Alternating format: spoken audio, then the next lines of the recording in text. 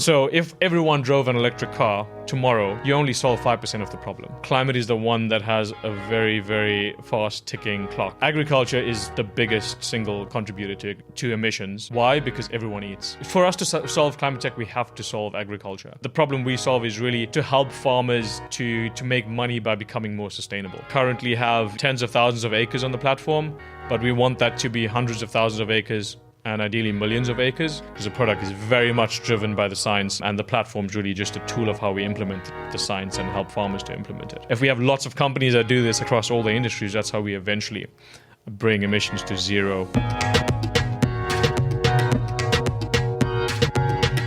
Today on the podcast, we have Kimeshan Naidoo, who's a CTO at BX and was also a founder of Unibuddy. Kimishin grew up in South Africa, where he studied electrical engineering. Though he realised he really had a passion for computers, he then moved to London to study, and it was here that he met his co-founder, and they just thought there's a huge problem within the university system about students when they're trying to access the people already at the university they're going to go to, and how to make that contact and to have that support system in place. This company's grown significantly, and he then moved on to the board, and then now he decided it was time for him to leave that company, although they've already raised a Series B and they're doing very well, to then go and do something which he really cared about at BX, which is working in the climate tech space. I hope you enjoy this episode. I'm Amma from the Bay HQ, and this podcast is powered by HSBC Innovation Banking. So, thanks so much for coming here today. We want to go right back to the very beginning of before Unibuddy, before BX, before everything you've done now. What did you want to be as a kid? What was that dream? No, it's great to be here, and thinking back to when I was a kid, it feels like another life. I grew up in South Africa, on the East Coast in a town close to Durban. It's actually a big Asian community on the East Coast of South Africa. So 3 million people in Durban, 1 million of them of Asian, majority Indian origin. So growing up, I actually didn't really have any interest in tech. In like the first 10 years. I was really into sport, played a lot of cricket, and I probably, if you asked me back then, I would have wanted to become a cricket player. Did you pursue that at all? Did you try and? So I played a lot in high school, and then once I turned like 13 years old, that's when I started to learn how to code and started to build things, and I realized that's what I wanted to get into, or that's what I really enjoyed doing. It was the first thing I felt like I was really absorbed in it and really interested in it. So I feel like then once I got to high school, cricket and sports started to drop off, and I became more interested in tech and computers. And then what did you go on to study at university? Rather ironically at the time, so this was, finished high school in 2008, and Facebook had just started. The internet was just kind of taking off, especially in South Africa, where more even like smartphones weren't that common at the time. So when I was deciding what to do, a lot of people were like, don't do tech or computer science. There's like no jobs in there. There's like nothing you can do with it. Yeah. So that's the big irony, and that's why I ended up choosing something a little bit more traditional, which was still STEM related, but it was more traditional engineering. So I studied electrical and electronic engineering, which was more, power, electronics, heavy and light current, networking, things like that. So that was my undergrad electrical engineering, and still did a bit of computer science, but it wasn't my focus. And did you enjoy it when you did that? Do you feel like a good path? I think I'm glad I did it because it exposed me a lot to hardware, and the more, I guess, fundamental side of tech, like the bits and bytes, the hardware, current. But I didn't like it as much as creating software and writing code. So it gave me a good kind of. Sometimes you got to try something to know what you don't like, and so that what you do like is actually the thing for you. And I think that's why it highlighted to me that actually software and coding is what I really like, and I wanted to then shift from electrical into more computer science. How did you make that shift from electrical more to computer science? Yeah, so luckily it's not a huge jump, because I think in a way STEM subjects, there's a lot of related logic and thinking. So whether you're doing maths, science, technology, engineering, you can there's a lot of transferable skills in that. So after working for a couple of years in industry as an electrical engineer, I essentially, decided to go back to school and study a master's in computer science. And that was kind of my way of transitioning. And that's when you came to London, right, as well? Yeah. So 2015, moved to London and started my master's at UCL. So what made you decide to move here? During 2015, this was before the pandemic, so everything was still quite centralized. There wasn't much remote work. So it was either in the US, Silicon Valley, or if it was looking in Europe, it was London. And looking at Silicon Valley, it was a lot more difficult to get there. University is also a lot more expensive, and there's not as many universities in California itself there is in the entire US. And London just felt a bit more, I guess, culturally similar to South Africa and more approachable. It felt like a nice place to start as well. So it's interesting for us. It's like we call ourselves British Asian, but in reality, it's more Asians in Britain. Yeah. Because it just doesn't have the same pun, right? So that's what we've gone for British Asian. Yeah. And obviously, that's a huge deal about a lot of people who are successful founders often have had that in the background where they move countries. And because obviously it's risk-taking behavior, you've got to uproot. It's showcasing that you can start somewhere fresh and build relations, build a new network, build everything from scratch. And is that something you struggled when you first arrived here to like build that network and to understand like the differences in culture and everything as well? Yeah, it's a great question. And actually it kind of reminds me though, the leap I took was a lot smaller than the one like my great grandfather took, right? So a lot of the history behind Indians and Asians in South Africa is indentured laborers that came from India. And my dad always told me a story when he was alive about my great grandfather who came from India. And he was basically herding cows on a farm. And at the time, the British were bringing laborers from India to South Africa to work on the sugarcane fields. And they were basically going around the village just like shouting out, "Ship to South Africa, great work on the sugarcane fields." And he just left the cows and jumped onto the ship without telling anyone. So his parents didn't even know where he went. And he went to South Africa. There was no mobile phones at the time. There was no WhatsApp groups to update. And he wrote a letter to them months later to say, "Oh, I just jumped on a ship. I'm in South Africa. I'm working here. And I wanted to do that." So yeah, I think it's a big transition. But then I think, as you say, I think it's not a new phenomenon that Asians all over the world have made that leap and adapted to new cultures and been courageous enough to, just jump into a ship and go to a new country. And it's just that today, I guess we have a bit more. It's a lot more accessible, and communication is much better. But yeah, I mean, going back to the question, I think definitely that there are cultural differences coming from South Africa to the UK, but being in London helped a lot because it's a very international city. So I never felt like I was coming to a place with foreigners or people that weren't like me. You look around, whether you're sitting on the tube or walking through London, there are people that look like you, and there's a lot of things you still share in common as well. So it felt more like home than other places. When I go to other places and visit, where sometimes you look around and it just looks completely foreign, whereas London didn't have that. You still felt at home. And with the preparing to move as well, right? Isn't that one of the reasons behind Unibuddy is like how to understand the system here when you're coming from a different background? Yeah, 100%. So, Unibuddy was came from my co-founder and I solving our own problem. So we both moved to London to study from different countries. He moved from France, I moved from South Africa.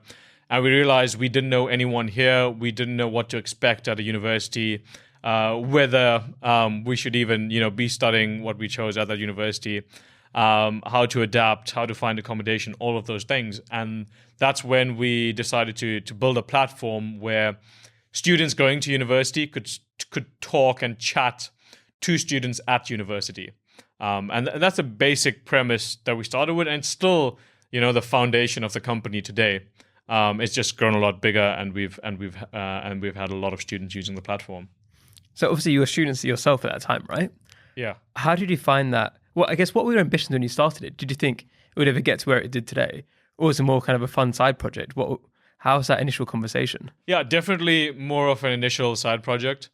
I think while I was a student when I met my co-founder, I started building it during my master's, and it actually ended up being my master's dissertation project. Two birds with one stone. Very yeah, good. exactly. So convenient that way, but I didn't know at the time whether it could be commercializable, whether we'd find a business model, and whether it's something I would then end up doing full time. But all of those pieces came together in those like 3 or 4 months, really. Once we built it, launched it, we saw the usage, we managed to validate it. We then started to find a business model, sell it to universities, and then we realized that, hey, we're onto something here. I think in a way, being able to raise money for your company is good validation as well, because it means that someone else also thinks it's a good idea, not just you. Which is why I always advise people, yes, it's good to bootstrap and put money in your own company, but it's also good to have someone else validate your idea and also want to put money in as well. How did you find that business model? What was that initial business model that was going to make this something which you could take full time? Yeah, so we tried a couple of business models and we had to pivot because they failed. So the natural one was, okay, we're making a platform, it's B2C. It's for students in high school, usually, who are applying to university. So our initial model, we launched it in that way, and we had it was a freemium model, so you could use it for the first 10 minutes for free. You'd get 10 minutes to chat, and after that, you would have to pay. No surprise, that didn't work. Students in high school, they don't have money, or if they do have money, they're not going to pay for that. They want to obviously buy other things with the money. So that doesn't work. And we also pivoted to high schools. So we thought, okay, maybe we could sell the product to high schools because it's useful for them for like their kind of career counseling and helping their students get into university. That kind of started to work. There were definitely like especially private schools and schools with good kind of budgets for that were willing to pay. But we realized the high school market is very fragmented. There's like, tiny ones, there's huge ones, and pricing is difficult. Some have counselors, some don't. It's a much more fragmented model, and you'd need tens of thousands of high schools to make it, into a big business. And that's when our final pivot came, and it was either this pivot working or, we wouldn't have been able to find a business model, and we would have to shut down. But we pivoted to universities, which was the last kind of, out of the 3 students, high schools and universities, that was the last stakeholder that could pay. And that's where it clicked, because we realized actually universities were getting a lot of value from it because they were trying to engage with students, often using like their website or post or email, and these things weren't what 17-year-olds were actually using. They just wanted to chat, and they're on Instagram and WhatsApp and TikTok all day. So that's when the B2B model came in, and we realized we could price it at about £10,000 a year for universities starting off. And we realized then it's quite scalable because you don't need, 10,000 universities like we would for high schools. But we could scale that. There's only about, less than 200 universities in the UK itself. And we could then look at how we capture that market. And then looking at, you said about getting funding as well and getting that validation. Yeah. What made you decide to go for funding? Or how did you even, because I remember as a student myself, I had no idea about the venture capital ecosystem and going for funding and anything like that. Yeah. What made you decide to go down that route, and how did you kind of build that initial network as a student? Yeah, I think I also had no idea about funding, right? And we definitely couldn't raise VC money. It was extremely early stage. So it was very much, luckily my co-founder had a good network. He originally grew up in Switzerland. And, there's lots of kind of angels, high net worths, for example, in Geneva where he grew up. And we basically tapped into that network. And in the beginning, it was basically just the 2 of us. So we didn't need a lot of money. We just needed to kind of, pay ourselves something and pay for the tech and the basic infrastructure. So I think the first check we raised was 150, and that was great to get us started, and would have given us like a year worth of runway. And that's the nice thing about being small in the beginning.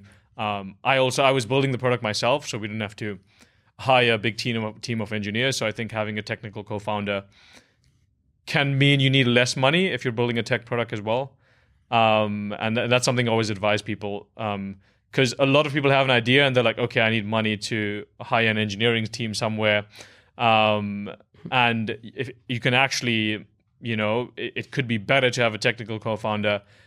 Yes, you might own less of the company, but also having a co-founder is really useful.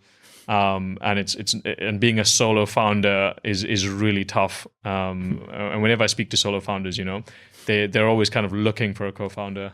I guess on that point as well is that obviously I see the same thing, right? We get a ton of decks in with solo founders who don't have that technical expertise, who are then looking to get money to hire somebody to build the product. Yeah.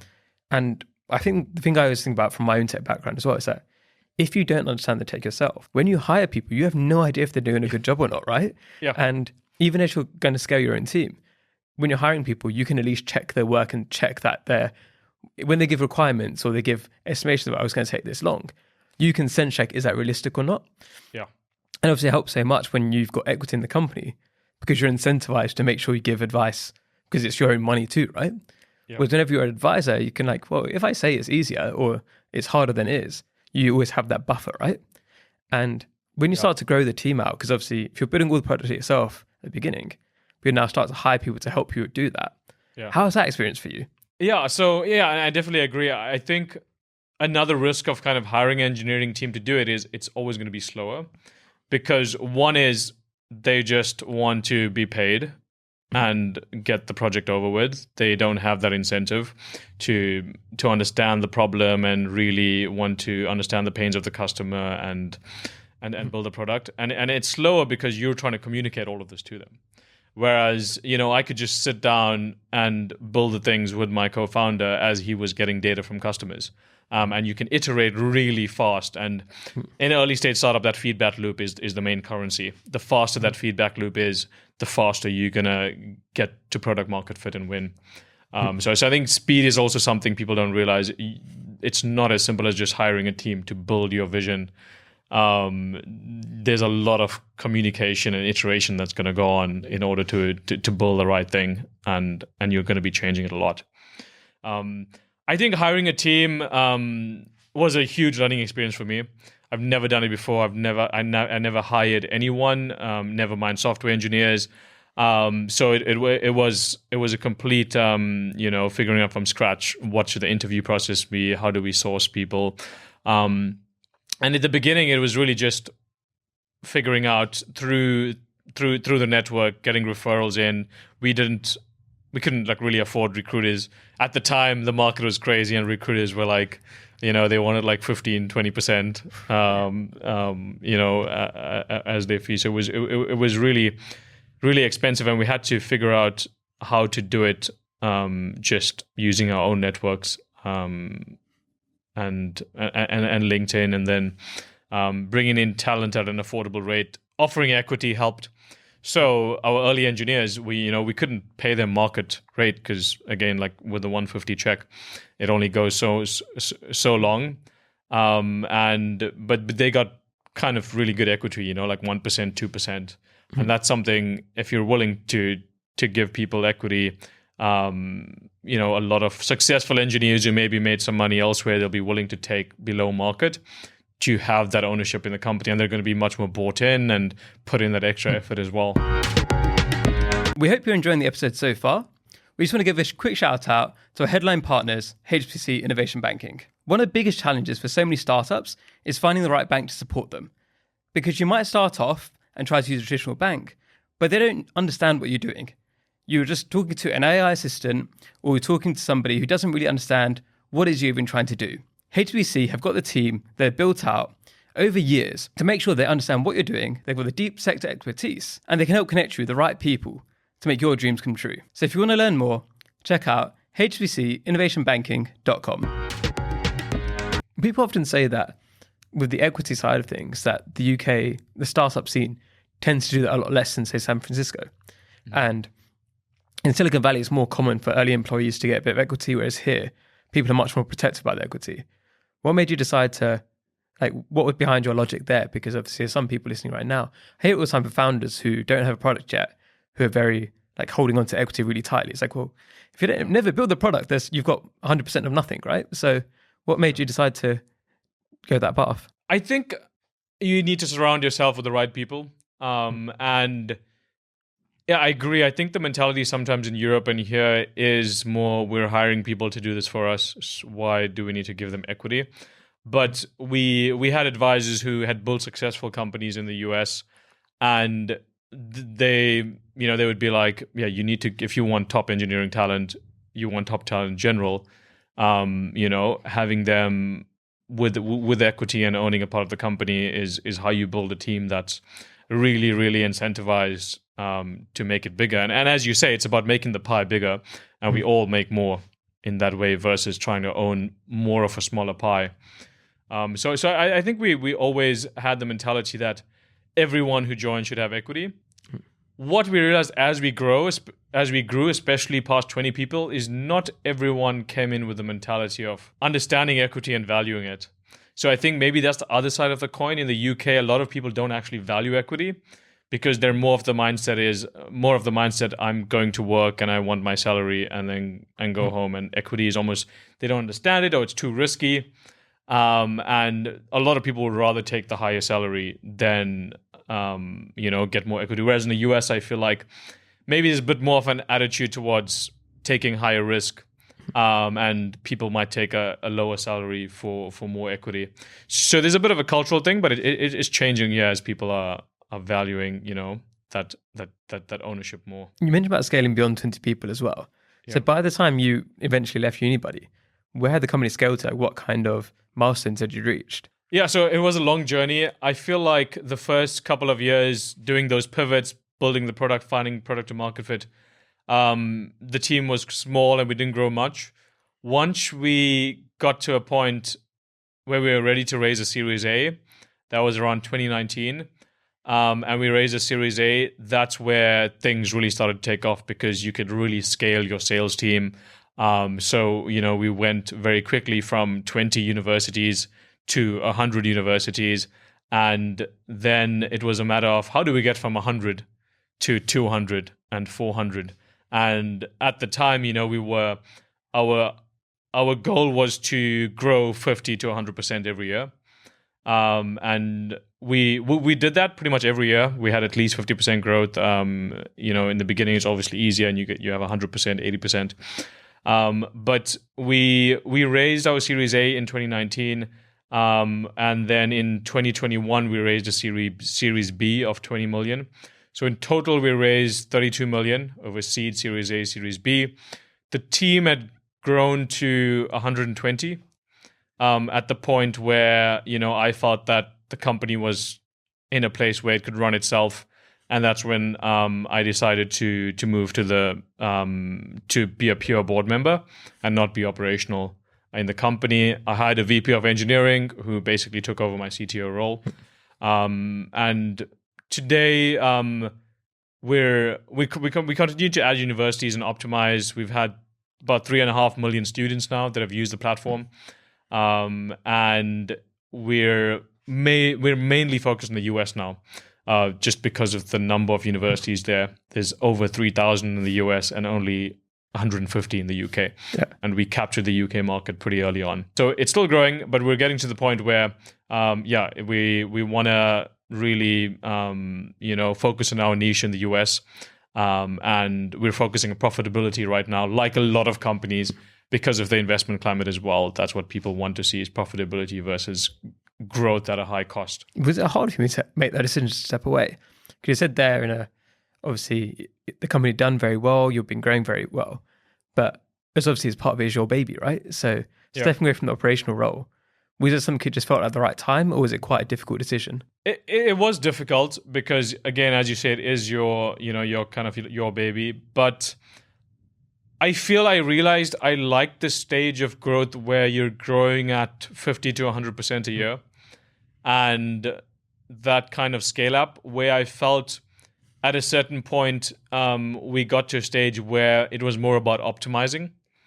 And it was a bit slower growth, but really kind of finding the right levers to tweak, cutting cost, finding a new pricing strategy. It's almost like the kind of MBA problems, which there's a lot of people that love doing and are good at. And I felt that it wasn't really what I was interested in and where my strengths lie. I think my strengths are in the kind of 0 to 1. How do you take something from an idea to, making it to finding product market fit, to then scaling that to a certain point. But then once it became more of an optimization problem and less of a we need to build new products problem, I felt like I'd rather let people who are good at the optimization do it, and I wanted to start thinking about what I do next. So I think it just depends about your strengths and what you're interested in, because different people like different stages of a company. So obviously you're at BX and doing incredible work there. What attracted you to BX? What was it about that company that made you decide that's where you want to go to? Yeah, I started with the problem. So, Unibuddy, we were essentially in edtech, and I had a kind of soft spot for edtech because my dad was a school principal. I have a lot of family in education, and I think education is a billion-person problem, and it affects pretty much everything, and there's so many problems in it to solve. When I left Unibuddy, though, I was excited to explore a different space, and I looked at what are the other big problems out there. And I think if you're looking at the other billion-person problems, you're essentially looking at edtech, so health tech, anything related to the NHS, for example, in the UK, fintech, of course, because banking and money affects everyone, and the last one. And I think what drove it home for me was probably the most urgent billion-person problem, which is climate. So I started with those 4 kind of very broad spaces, and I spoke to founders in each space, and I looked at companies in each of those spaces. I think what drove me to climate was just because out of those 4 problems, climate is the one that has a very, very fast ticking clock. And I wanted to get into the space, at least understand it, and try to solve a problem in it. So that's what drove me, into climate specifically. And then what about the particular company? Yeah, so BX, I think within climate tech, there's so many different spaces you get into, right? It's almost like there's a completely different industries within it. What I liked about BX is, firstly, it's founded by, again, similar to how we founded Unibuddy based on our own problem. It was founded by someone who was solving their own problem. So BX solves a problem for farmers. And it was founded by my CEO, Ben, who was the second biggest apple farmer in the UK. Sold the farm and then started BX to solve problems that he experienced himself as a farmer. And I think what really excited me again was, if you look at climate, the more exciting and sexy problems, which are in the news all the time and like Elon Musk is solving with electric cars, etc., that's actually quite a small percentage of emissions. So if everyone drove an electric car tomorrow, you only solve 5% of the problem. That still leaves 95% of emissions, and we basically would still be heading towards catastrophe, right? Whereas if you look at agriculture, agriculture is the biggest single contributor to emissions. Why? Because everyone eats. Right, everyone needs fruit and vegetables and livestock. Everyone buys groceries. Everyone needs to eat. So I felt like, if we for us to solve climate tech, we have to solve agriculture. It doesn't matter if we solve electric cars and solar panels and all of that. And that's why, even though it's quite an old industry and there's a lot of room for disruption. It was really interesting for me because it's clearly the biggest part of climate change, and the problem we solve is really to help farmers to make money by becoming more sustainable. So that means the fruit and vegetables we eat will be better for the environment, it'll also be healthier for us, and farmers make more money, which is the real problem to solve as well. It's very easy to be sustainable, but if it's more expensive, it doesn't help UI because people are already struggling with the cost of living and the price of groceries, and then farmers already on really tight thin margins. So it was really about solving a really difficult problem in agriculture that I liked about BX, and it being founded by a farmer who really understood the problem in the industry as well. I think it's interesting because I think so many people, like I said, they'll follow the headlines Yeah. rather than the actual data. Obviously shows that agriculture is a huge area for people to work on, Yeah. but maybe it doesn't attract enough people to work on that space that it should do. And how's that journey been so far? Because obviously you had the Unibuddy experience where you were able to grow it very quickly, and then now you come to a new environment, and it's obviously going to be a completely new test. And it's almost, you're not starting from scratch, but you're starting from that same position of, can we grow, like I said, 100%, 50% per year? Yeah, so I was nervous about that because, it was my first time, in a way, it's another first because it's your first time starting a second company or like joining an early stage company, right? Whereas the first time I started an early stage company, everything was new. I knew nothing. Now I was joining an early stage company as a very, very early employee, and I knew what had to be done, but I didn't know how I would do it. And I think the best way to describe it is you panic a lot less. I think at Unibuddy in the early days, if you're you would know you've started a community, you've started a startup, but there's always fires. Every day there will be a fire to put out. And I think during Unibuddy, because I wasn't kind of in the startup world, I would be like, oh my gosh, there's a fire to put out, and I would struggle to sleep at night or just keep thinking about it. But then at some point you realize actually there's always going to be fires, and you actually can't put out all the fires, but you need to focus on the biggest fire at any one point, and sometimes you need to ignore the rest. So going into BX, it's been much easier because when things go wrong, when the fires come up, I'm like, you expect it.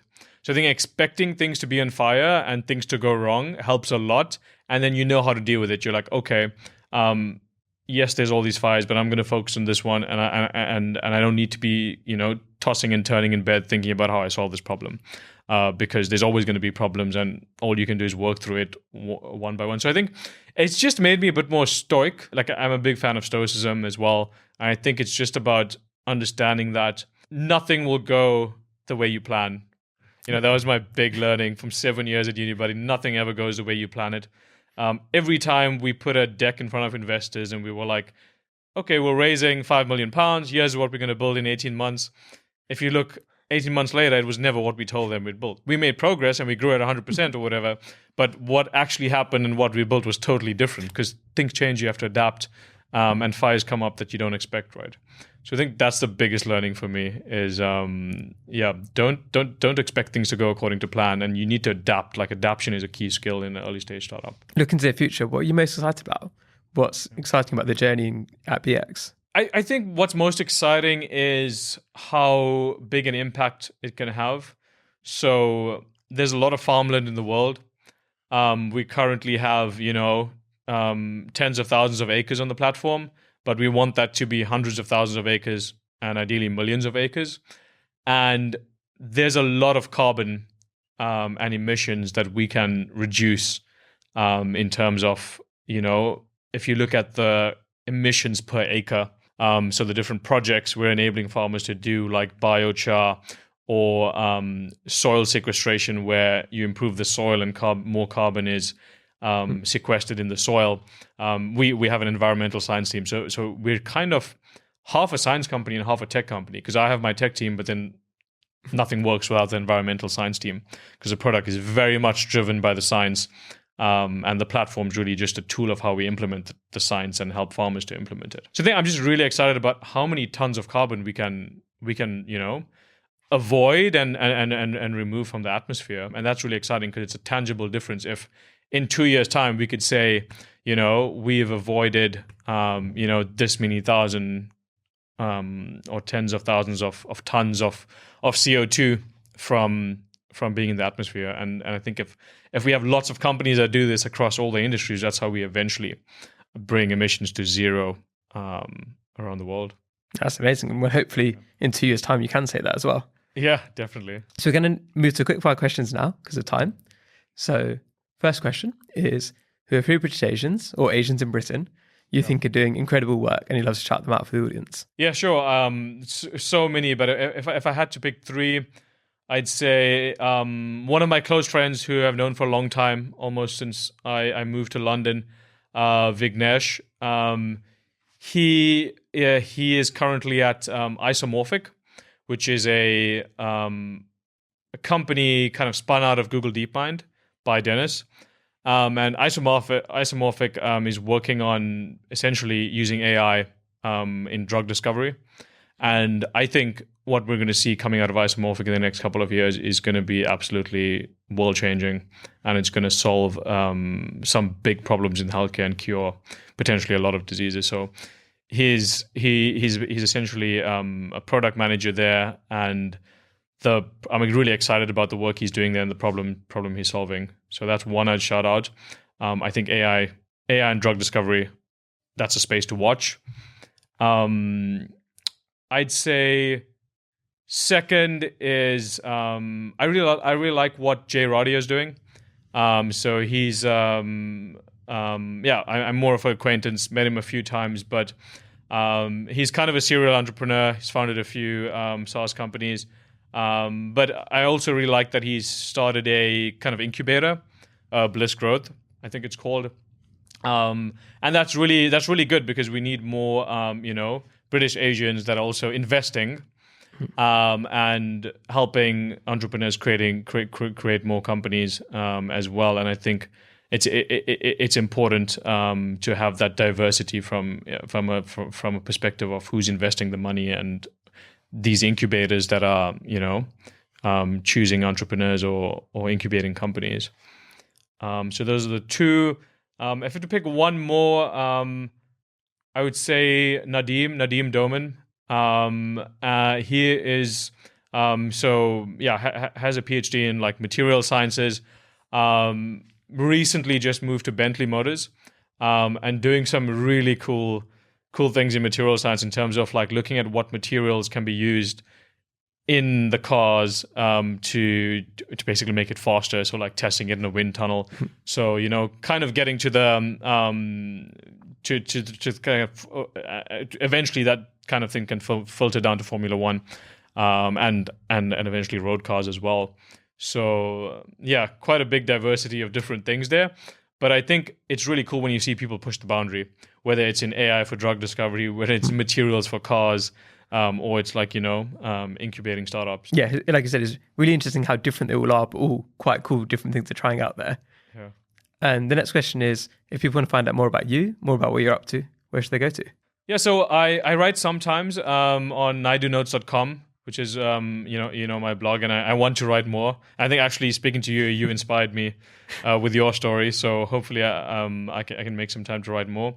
Otherwise, I still use X. Maybe one of the few people who still use X or Twitter, formerly Twitter. But I still find value from it. Maybe it's the people I follow on the platform, so you can also find me there. And then if people can help you right now, who are listening in the audience, what could they help you with? Yeah, so I think at BX, we're looking for people that are really two things. One is has a lot of knowledge around the environmental science in regenerative agriculture, as well as carbon credits, specifically in perennial fruits, so like apples, pears, and that farming segment. And two is, funding wise, like everyone right now, market is not too great. So if anyone's interested in the space or knows investors interested in this very specific ag tech, climate tech space, intros will be really useful over there as well. Awesome. So thanks so much for coming on today. Have you got any final words? Yeah, I think just to people looking to do something, we were speaking earlier, but the best thing to do is to start. Don't overthink it, and don't try to plan out the next 5 years, because as I mentioned, nothing goes out according to plan. Just start and adapt to what happens, and you don't have to see the whole staircase to take the first step. And I think sometimes it's tough to do that, but just take the first step and you'll find that the rest of the staircase, you'll make it up as you go. Thank you for watching. Don't forget to subscribe. See you next time.